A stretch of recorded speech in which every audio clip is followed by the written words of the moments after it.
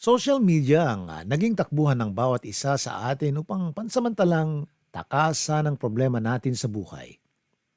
Pero minsan, social media rin ang nagiging dahilan kung bakit marami sa atin ang nawawalan ng kumpiyansa sa sarili.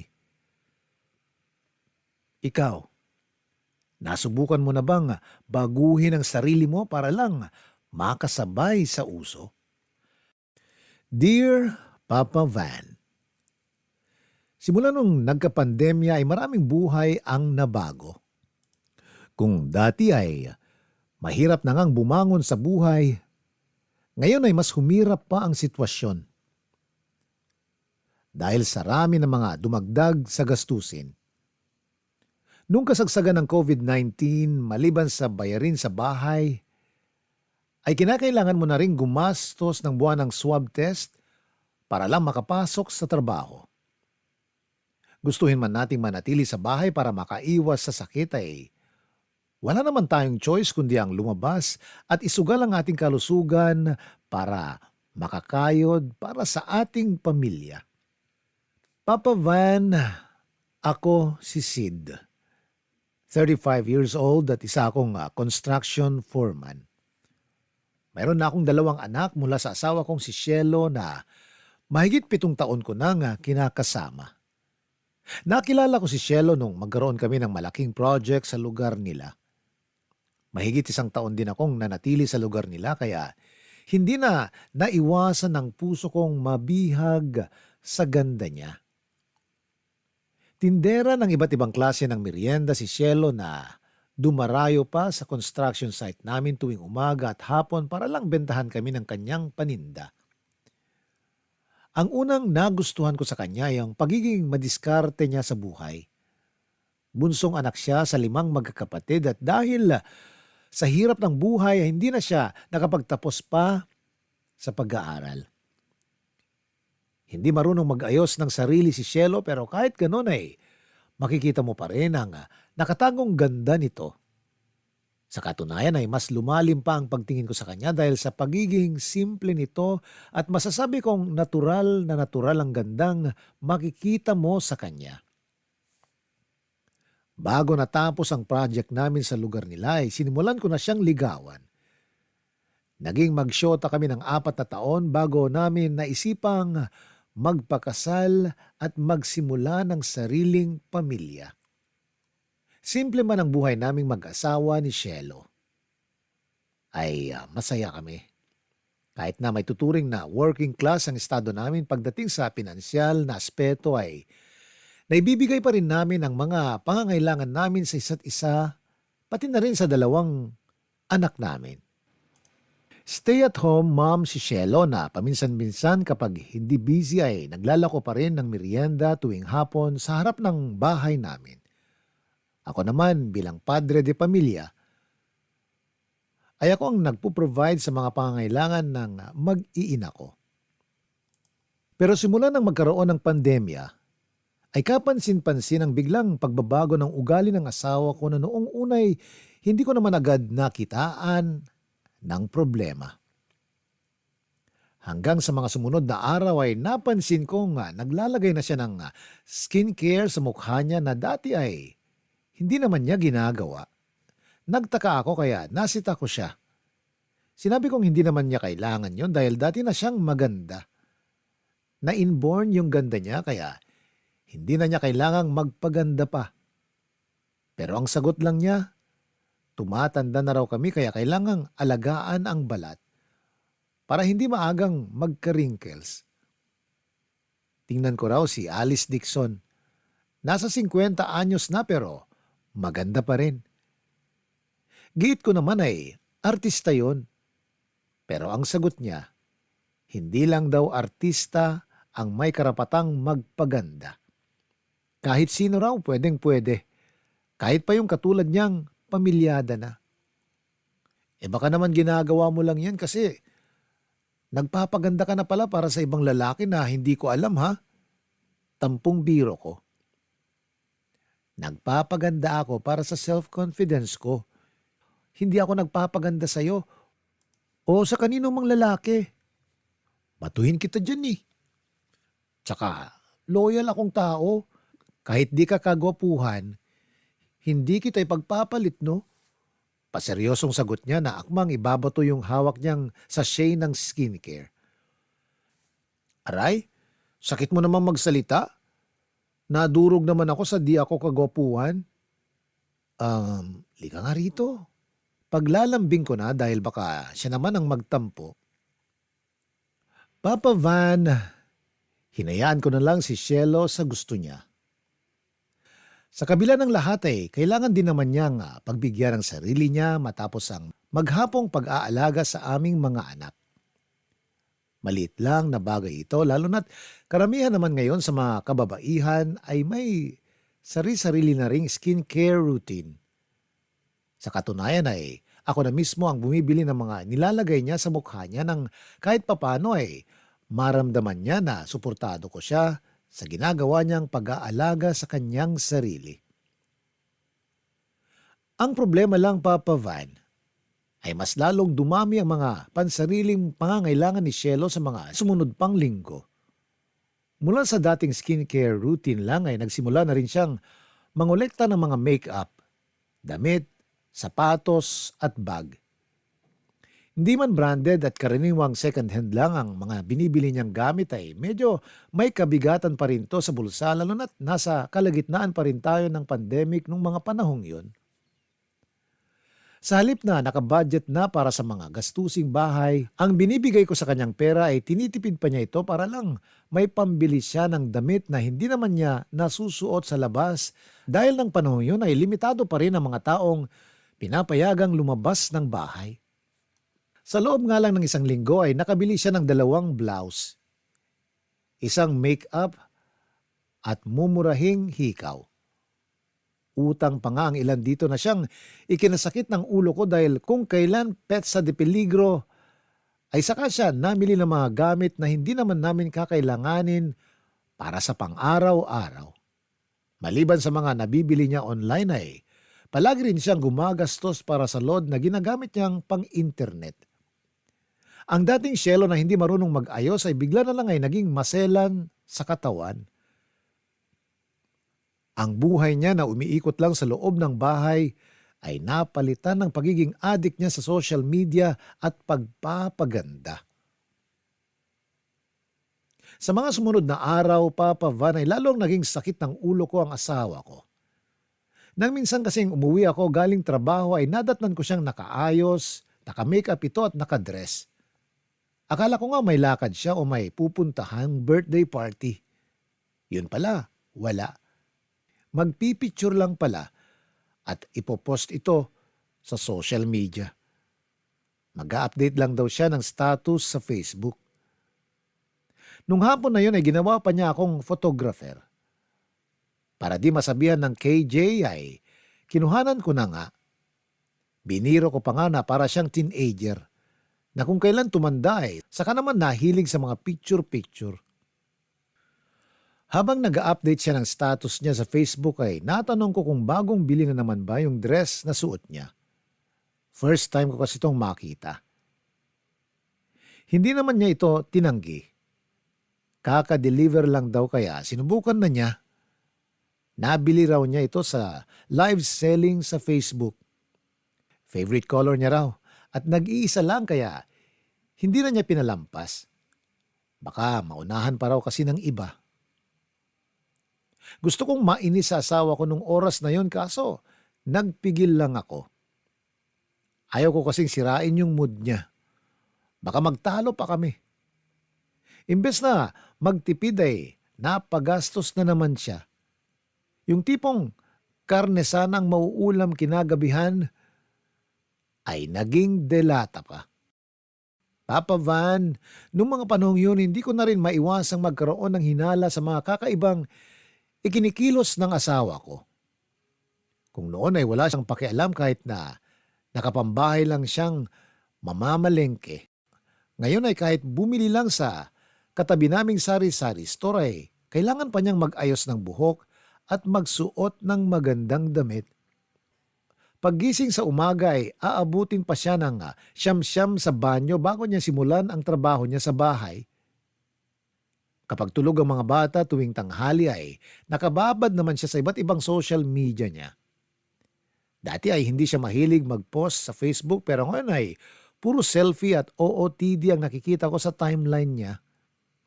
Maya't maya rin siya kung mag-post sa My Day at stories niya kahit na ang ilan dito ay kinukuha lang naman niya sa internet. May isang insidente pa nga na umorder siya ng isang mamahaling kape para lang may post siya sa social media kahit na hindi naman siya mahilig magkape.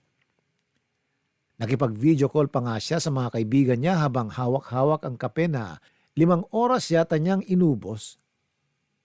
Gabi-gabi siya kung mag-abang sa mga live seller online para mag-mine ng mga damit na hindi naman niya kailangan. Hindi ko alam, Papa Van. Pero para ba siyang nagpapa-impress sa mga tao? Ayoko mang sabihin pero nagsimula akong magduda sa ginagawa ni Shelo. Tawagin niyo na akong praning pero nang mga panahong yun ay nakaramdam ako na para bang nagpapaganda siya para sa ibang tao. Pumasok rin sa isip ko na baka may ibang lalaki na siyang kausap online dahil hindi ko na siya nabibigyan ng sapat na oras gawa ng pagiging busy ko sa trabaho. Mas lalong tumindi ang paghihinala kong ito nang magising ako sa madaling araw para sana mag-CR at naabutan ko si Cielo sa sala namin. Tawang-tawa sa kung sino man ang ka-video call niya sa kanyang cellphone. Papa Van, hindi naman itinago ni Cielo sa akin kung anong ginagawa niya nung oras na mahuli ko siya. Sa katunayan ay proud pa nga niya akong pinakilala sa mga taong ka-video call niya bilang asawa niya. Nasa isang video conference pala si Cielo ng madaling araw na yon. Ayon sa paliwanag niya grupo raw ito ng mga nanay na nasa 20s hanggang early 30s. Ginawa raw ang GC na yon para magkaroon ng lugar ang mga kababaihan kung saan ay maaari silang makipagkwentuhan, makipagkulitan, at magpalitan ng kani-kanilang karanasan sa buhay lalo na nung nasa kalagitnaan tayo ng pandemic. Na-check ko ang mga miyembro na naturang GC ay puro mga babae nga ang nandun na mula pa sa iba't ibang panig ng Pilipinas. May ilan ding Pinoy moms na mula pa sa ibang bansa. Isa raw itong safe space na maaring mapaglabasan ng problema. Mapaghingian ng advice at paminsan-minsan ay nakikipagchismisan pa rito si Cielo. Ang ikinaganda raw ng grupo ay exclusive lang ito at makakapasok lang isang tao kapag nirefer ito ng isang miyembro. Doon na rin inamin sa akin ni Cielo, Papa Van, na ang bagong grupo niya raw ang dahilan kung bakit biglang naging concerned siya sa panlabas niyang anyo. Karamihan daw kasi sa mga miyembrong nakakausap niya ay puro alta at sosyal na.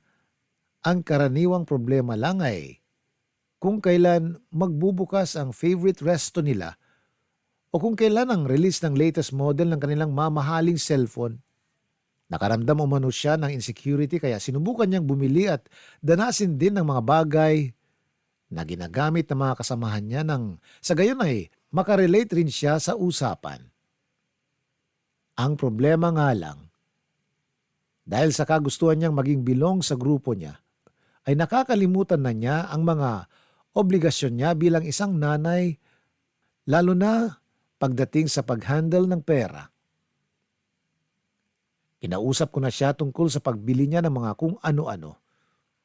Umokay naman siya sa usapan namin na babawas-bawasan na niya ito at saka na lang bibili kapag sahuran ko o di kaya kapag may kinita siya sa mga benta niyang merienda. Kaso, matigas talaga ang ulo niya. Kaya hindi ko maiwasang magalit nung makita ko ang bag na bago na naman niyang bili. May balak pa sana siyang itago ito at isiksik sa damitan niya kaso huli na nung mahuli ko. Talagang hindi ko na napigilan ang galit ko noon kasi pagod na nga galing trabaho, ganun pa ang madadatnan ko. Lalong uminit ang ulo ko nung aminin niyang 2,000 ang presyo nito. May gana pa siyang sabihin na huwag daw akong mag-alala kasi hulugan naman daw. Saka sumahod naman daw siya sa paluwagan nila at yun ang pinang-down niya. Tsaka, kumikita naman daw yung ihawan niya kaya wala akong dapat problemahin. Kahit anong paliwanag niya nung mga sandaling yon, hindi ko pinakinggan dahil sa galit ko, Papa Van. May gana pa nga siyang isumbat sa akin na wala raw akong suporta sa kanya. Sinubukan ko naman eh. Gusto kitang suportahan. Gusto kitang maging masaya pero isipin mo naman ang pangangailangan ng pamilya natin. Katapusan na. Uulanin na naman tayo ng babayarin. Hirap na nga akong pagkasyahin tong katiting na sahod ko. Ganyan pang gagawin mo? Panenermon ko. Pera lang yan. Kung makapagsalita ka parang ang laki ng kasalanang ginawa ko ah. Huwag kang mag-alala. Kung pagod ka ng kumayod, ako na ang kakayod para sa pamilyang to. Galit na ring sambit niya. Hindi naman yun ang gusto kong sabihin sa'yo. Intindihin mo naman na saan ang punto ko. Hindi na pupulot ang pera. Kailangan nating magtipid. Kailangan nating mag-ipon. Hindi natin sigurado kung bigla tayong mangailangan ng pera. Hindi ba mas maganda na may nakahanda tayong pera in case of emergency? Pilit kong pagpapaintindi sa kanya. O di sige. Ikaw na ang tama. Ako na ang mali. Sorry po, kamahalan. Isasauli ko na lang tong bag, baka sakaling tanggapin pa. Patampo na galit niya. Wala na akong nagawa nun kundi hayaan na lang. Matapos ang maikling sagutan namin ni Cielo, Papa Van, ay agad akong nakaramdam ng guilt. Hindi ko naman siya gustong sigawan at pagsabihan ng masasakit na salita. Nadala na lang din kasi siguro ako ng init ng ulo lalo na't nang mga panahong yun ay marami na rin akong pinoproblema sa site namin. Maging ako man, marami rin akong insecurities sa buhay. Nakakaramdam din ako ng inggit sa mga kaibigan at kakilala ko. Hindi naman siguro natin maiiwasang may pagkumpara ang buhay natin sa magandang buhay ng iba. May mga pagkakataong napapaisip rin ako na mabuti pa ang ibang padre de pamilya ay nadadala ang mag-ina nila sa ibang lugar para ipasyal. Mabuti pa ang ilan ay nabibigyan ng birthday party ang kanilang anak.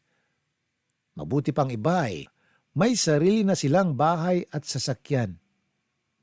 Marami akong kinaiinggitan. Pero sa huli ay ito na lang ang ginagamit kong inspirasyon para magpatuloy. Kasabay ng pag-asang balang araw ay magagawa ko rin sa sarili kong pamilya ang buhay na pinapangarap ko lang. Sa sumunod na araw ay muli naming napag-usapan ni Cielo ang tungkol sa grupong sinalihan niya. Masaya raw siya tuwing nakakausap niya mga katulad niyang nanay, lalo na ang mga kaedaran niya. Marami raw siyang natututunan sa kanila at marami rin siyang tips na naibabahagi sa mga bagong kaibigan niya. Ang video conference nila na halos 24 hours open na umano, ito ang naging libangan ni Cielo habang nagmumukmuk siya sa bahay. Nag-aalaga ng bata at nagbabantay ng aming tahanan. Kapag pagod ay doon siya dumidiretso para makapag-relax. Natutuwa raw siya na may nakakausap siyang mga kaibigan pagkatapos ng nakakapagod na araw. Minsan daw kapag napupunta ang usapan sa mga pangmayamang topic, ay hindi maiwasan ni Cielo ang manliit sa kanyang sarili at sa estado ng buhay niya ngayon. Habang problema niya kung ano ang ulam na lulutuin para sa pananghalian ay problema naman ng mga kasama niya kung pwede na bang makalipad papuntang Japan. Habang nagtatalo-talo sila kung anong brand ng bag ang mas dekalidad ay problema naman ni Cielo ang mahinang signal ng mga anak namin habang nag-o-online class. Kahit ganoon ang nararamdaman niya ay ayaw daw niyang iwan ang grupo nila dahil ito na lang daw ang nagpapasaya sa kanya. Ito ang problemang napansin ko sa sitwasyon ngayon ni Cielo. Sa pagsali niya sa grupo, ay marami na ang nagbago sa kanya. Papa Van, kung maari sana ay ayoko nang magalit sa asawa ko kaso hindi ko naman napigilan ang sarili ko nung may dumating na parcel. At dahil busy ang asawa ko sa cellphone niya, hindi niya ito napansin kaya ako ang humarap sa delivery rider.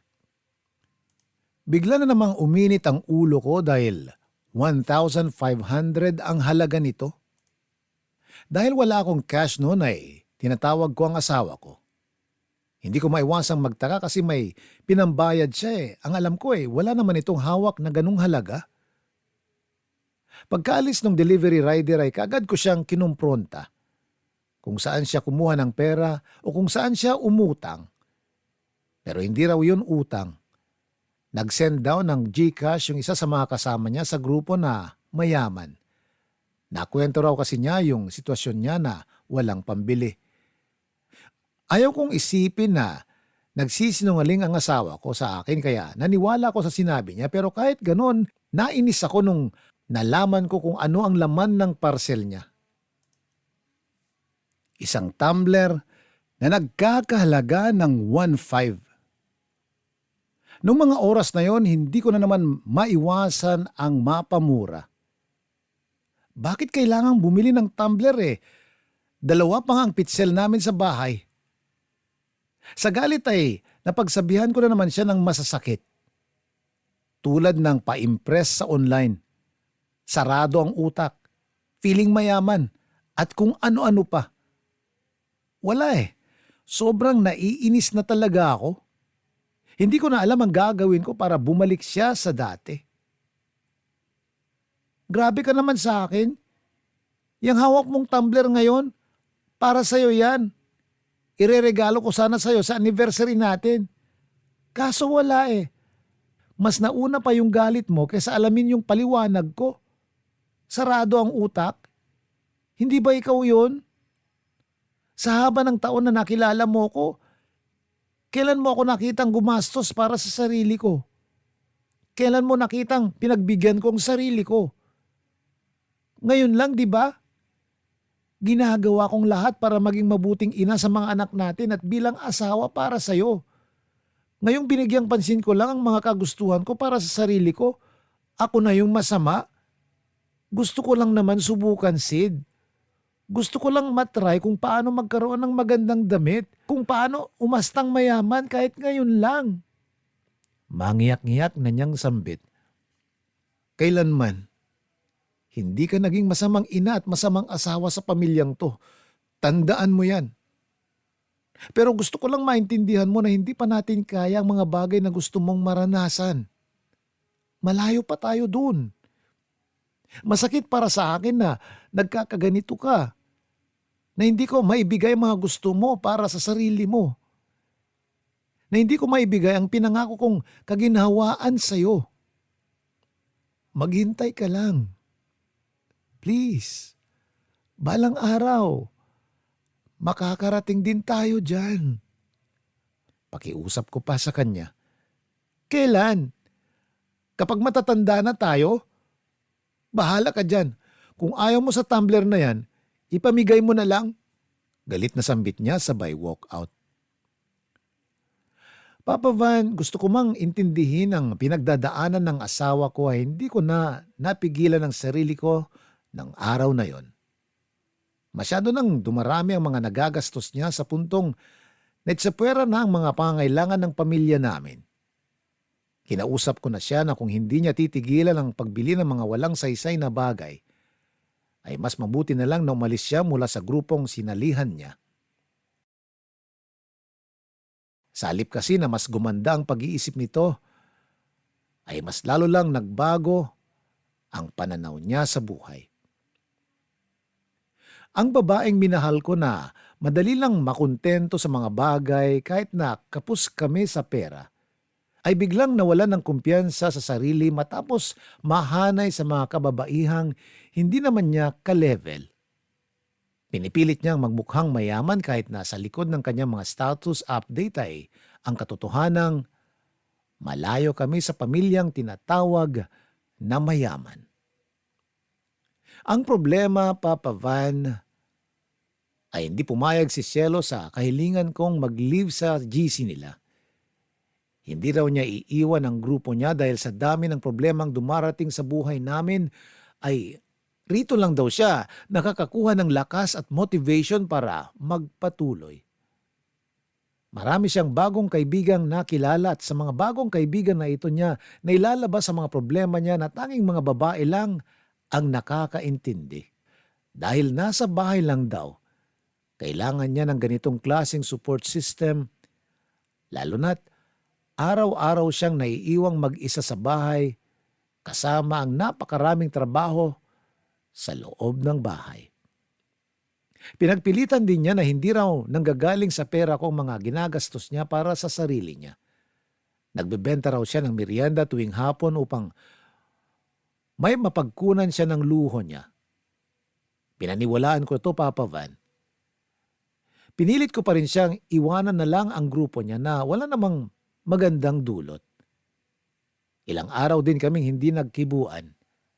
Hindi ko na rin binibigay sa kanya ng buo ang sahod ko noon dahil baka magamit lang niya ito sa ibang bagay na mas lalong magpalayo sa loob naming mag-asawa. Papa Van, nang minsang bisitahin ko ang Facebook ng asawa ko ay nagulat ako sa mga nakita ko. Halos ang mga status update niya, kundi tungkol sa mga suot na bagong damit ay mga pagkain at mga gamit ang makikita na hindi bagay sa estado ng aming buhay. Kapansin-pansin din na dumami ang listahan ng kanyang online friends. Marami na ngayong nagla-like at nagko-comment sa mga post niya mula sa mga taong hindi na pamilyar sa akin. May isa pa nga siyang post na nasa labas siya kasama ang 3 babae. Isang malaking plato ng sushi ang nasa harapan nila na halatang mula sa isang mamahaling restaurant. Nagulat ako, Papa Van, dahil hindi ko alam na lumalabas pala si Cielo para makipagkita sa mga kaibigan niyang nakilala lang niya online. Isa pa ay hindi niya gusto ang sushi. Dahil nang minsang matikman namin ito sa birthday party ng boss ko ay nasabi niyang hindi maganda sa panlasa niya ang hilaw na isda. Nakakalungkot na makita ang unti-unting pagbabago ng asawa ko. Pinipilit niyang baguhin ang sarili niya para gumanda ang tingin sa kanya ng mga taong hindi naman niya sigurado kung totoo ngang kaibigan niya. Dahil ang totoong kaibigan ay tatanggapin ka ng buo kahit ano pa ang katayuan mo sa buhay. Pero ang nakita ko sa status updates ng taong pinakamamahal ko ay isang babae na mapagpanggap. Suot ang mga pekeng kasuotan at pekeng kaligayahan kapalit ng ilang likes at comments ng mga taong kinaiinggitan niya. Sa pagkakataong yon, Papa Van, ay ako na muna ang pansamantalang humawak ng pera para sa pamilya namin. Nagtampo sa akin si Cielo sa ginawa ko pero sinabi ko sa kanyang hanggat hindi siya umaalis sa grupo niya, ay hindi ko na muna siya pahawakin ng pera. Saka na lang nakuha ni Cielo ang pinupunto ko nang dumating ang araw nang sugurin kami ng isang babaeng pinagkakautangan niya. Siya si Marieta. Kung di pa ako dumating ng mga sandaling yon, baka nagkagulo na silang dalawa o di kaya baka napabarangay na ang asawa ko dahil wala itong pambayad. Nung mga oras na yon ay nagsasagutan na sila kaya pumagitna na ako. Ayon sa kwento ni Marieta, ay mag-4 na buwan na raw ang 6,000 inutang sa kanya ng asawa ko. Nagulat ako kasi wala akong kaalam-alam na may ganong kalaking halaga na palang utang ang asawa ko. Galit na ako nun sa asawa ko pero nagtimpi lang. Dahil no choice. At para tigilan na kami ni Marieta, ay kaagad kong kinuha ang ipon ko sa bangko para makapagbayad.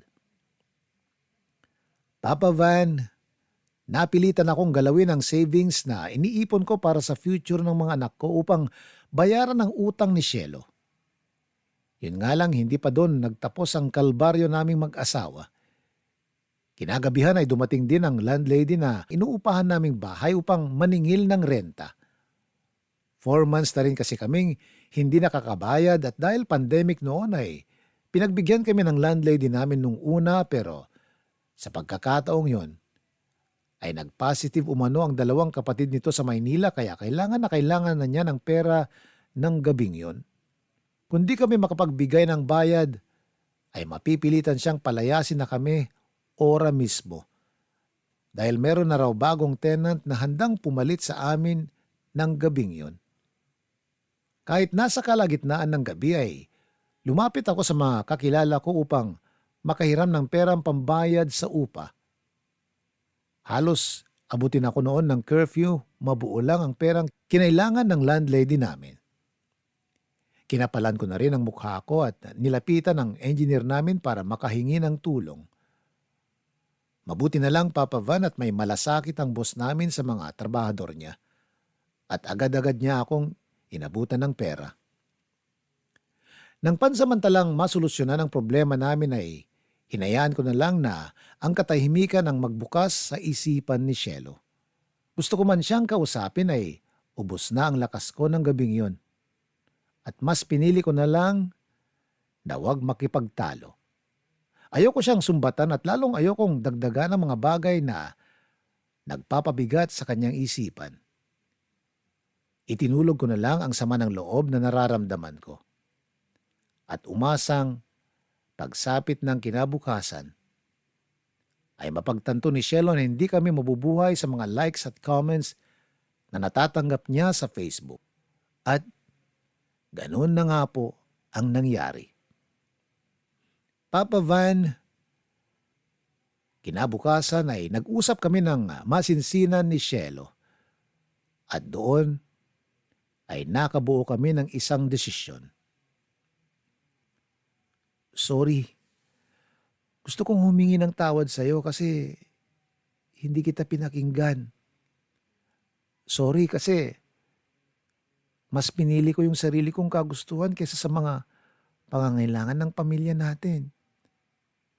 Sorry, naging makasarili ako. Hindi ko nga alam kung bakit ako nagpabulag sa mga taong yon. Pero kung tutuusin, wala naman silang kasalanan eh. Ako yung nainggit. Ako yung gustong makibilong. Ako yung gustong magmukhang mayaman kaya kasalanan ko talaga. Ang nakakainis, hindi kita sinunod kahit na ilang beses mo na akong pinagsabihan.